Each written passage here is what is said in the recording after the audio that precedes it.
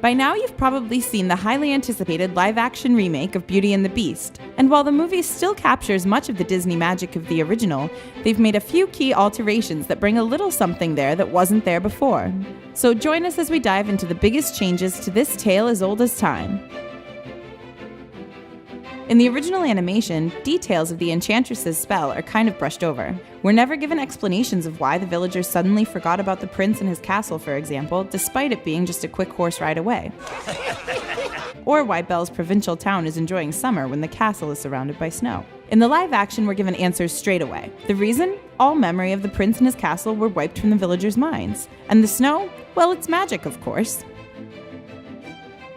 Giving the original a much-needed proactive princess boost, the live-action movie sees Belle as the inventor rather than her papa.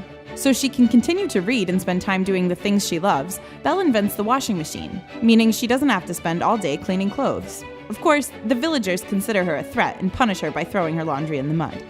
Nice. A small but necessary addition was made to the scene in which Belle offers up her freedom to save her father. She physically pushes him out of the prison cell. Emma Watson's Belle knows that her father would not let her give up her life to save him, so when the Beast opens up the cell so they can say their goodbyes, another change from the original, she hugs Maurice and then pushes him out. This small move makes the characters seem way less passive. Maurice less helpless and Belle more fearless. You didn't even let me say goodbye. I'll never see him again. Okay, so Gaston's crazy old Maurice line is gone. Crazy old Maurice. It's no longer acceptable to jibe a senior citizen for their mental stability, after all. Instead, before shipping him off to an asylum, 2017 Gaston tries to kill Belle's father by tying him to a tree in the middle of the forest and leaving him there for dead. Talk about dramatic. In the original animation, what happened to Belle's mother, or the Beast's mother, is never explained. The live action, however, not only clears this up, but creates a whole extra plot point that helps to bond the characters together. They both lost their mothers at a really young age. Belle lost her mother as a baby to the plague while they were living in Paris. And it's implied that the Beast's mother died of sickness too.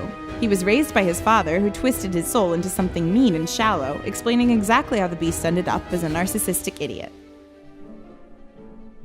During the end battle scene in the original movie, all we really wanted to know was, were all these household items once real people too? Have they all been sacrificed for the greater good? What's the deal here?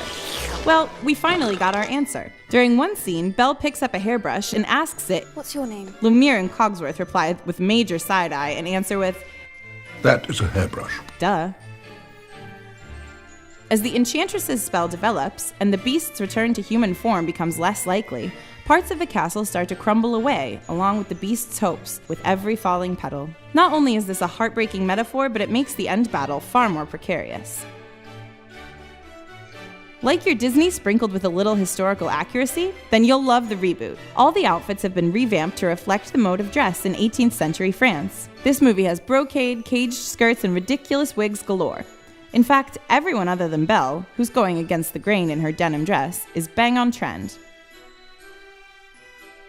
Not only were all the old classics in this movie, but we got 4 new songs: Aria, Evermore, Day in the Sun, and How Does a Moment Last Forever, which was performed by Beauty and the Beast's one and only soundtrack queen, Celine Dion. Plus lyrical additions to every original track too. Lines that had been cut from the 1991 version for being too edgy were scooped from the ether and slotted back in. Talk about a marvelous medley.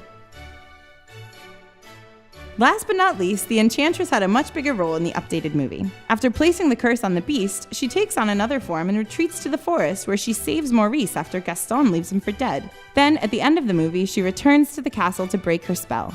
And they all lived happily ever after.